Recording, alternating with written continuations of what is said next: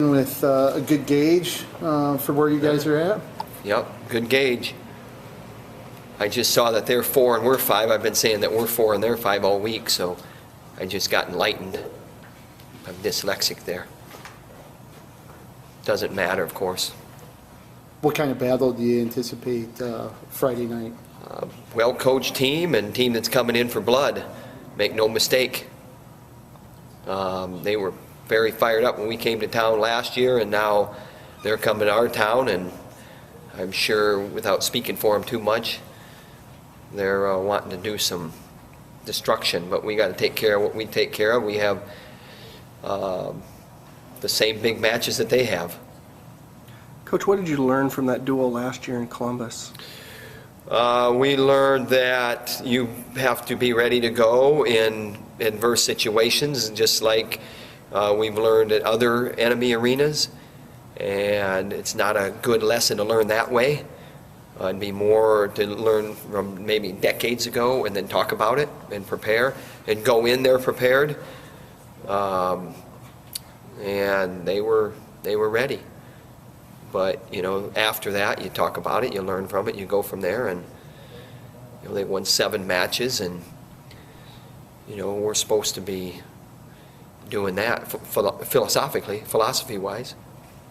And your next duel was Penn State. Did you think there was an overlooking them at all last year? No, I mean, maybe. You know, you can't speak for, you know, the feelings of the group or whatever, but from where we're at, we're one duel at a time. We get ready for the next duel on our schedule, regardless of who it is. Now, you're going to maybe look past some teams from, you know, just from a natural progression or natural how you're getting ready for the next target down the road. But, you know, in every duel, there's a match that you're getting ready for where, you know, you got to get ready for that match. I'm talking individually in a weight class. So, you know, in that duel, we were getting ready for 10 weight classes. And we need to get ready for 10 weight classes coming up Friday night. What do you feel like your team needs to focus on the most facing off against, obviously? We need to be ready and do what we do. There's no secrets. We like to sit in that corner as coaches and watch our guys go out and do what they are good at. And when that's happening, good things are happening for the Hawkeyes, and it's very simple that way. What will Tony need to do to kind of reverse a trend against Stieber? He's going to have to be consistent for 7 minutes, and he's going to have to put together some good things that he's done in 3 matches prior or 4 matches, whatever it's been prior, and put them all together and keep doing those things for 7 minutes in all positions. What kind of strides has he made to not just close the gap with Logan, but That's a surpass good him? question, and that will be answered on, what, 40-some hours from now? 48 plus another 3 hours from now? How is the Big Ten season different than what you guys have done to date? I was talking about that, the Big Ten Network conference call, and we haven't been tested when you look at the scores. I think the closest duel we've had, looking at it just now, was Lehigh.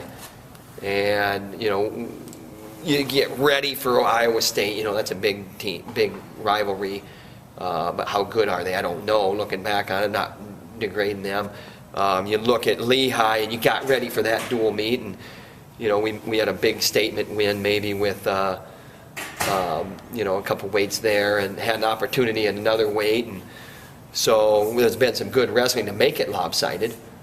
But you know, Lehigh, I think, was ranked in the, you know, barely in the top 20. That was a 19 or 17 ranked team at the time, and now we have the 5th or 4th ranked team coming in. So, you know, we got to be ready.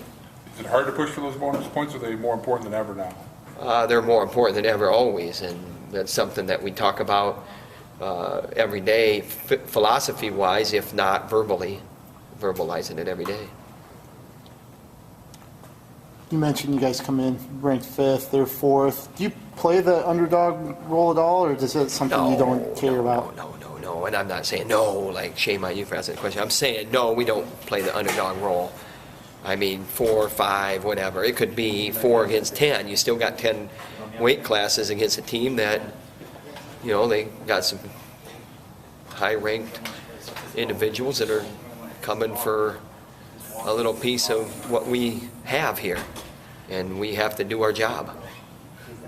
Are there any matches besides Tony that you're really focused on?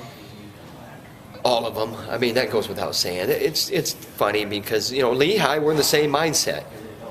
And that's my point, maybe. I don't know how clear I was on that, but, you know, you get ready for the dual meet that's in front of you. And, you know, Ohio State's more important than Lehigh because it's the one that's on us. We're getting ready for that. And, you know, after that, then we get ready for Purdue, and then we go to Oklahoma State. So, but right now, it's Ohio State.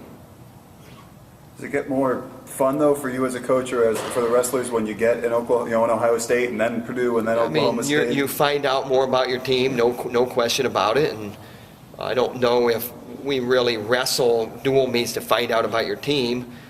I think your way you march and operate is that you have guys that are motivated and they come to work every day to get better. And, you know, it's the same thing that Kirk Ferentz tells his team. That's one of the overriding philosophies he has after being around him for the last 10 years or so, is get better every day. And so that's what, you know, we do. We get better every day, and now we have a grade. Now we have a midterm or a final or whatever you want to say. And it certainly isn't the end all, but this is big. This is the biggest thing up to this point. Nothing's bigger behind us, that's for sure. It doesn't matter. The national tournament last year isn't bigger. It's over. This is our test. So here we go. Forgive me for missing the first part.